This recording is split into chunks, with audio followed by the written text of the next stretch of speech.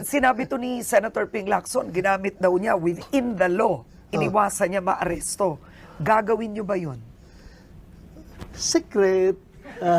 Gusto mo. So, kasi gusto mo si malaman? Laila de Lima, ang lakas ng loob, nagpahuli.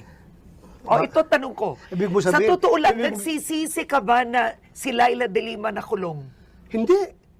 Bakit ako magsisisi? Pero kung ngayon pinaninindigan nyo na si Laila de Lima, talagang That tumanggap ng time drug kasi nung pinail yung kaso, mabigat yung mga testimonya ng binigay ng mga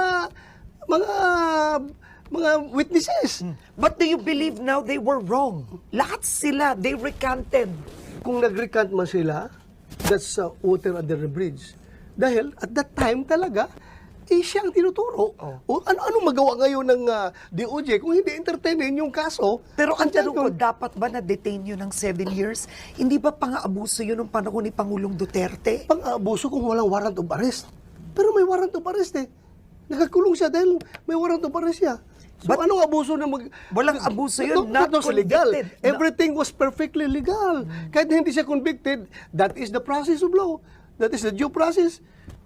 Kinulong siya dahil may warrant siya while ongoing ang kaso. So anong pang-aabuso na ginawa ng administrasyon ang doon? tanong ko, 7 years, no conviction? Regardless, kung pag magsabi ka ng abuso, yung You don't ginawa s- is you don't beyond the see law.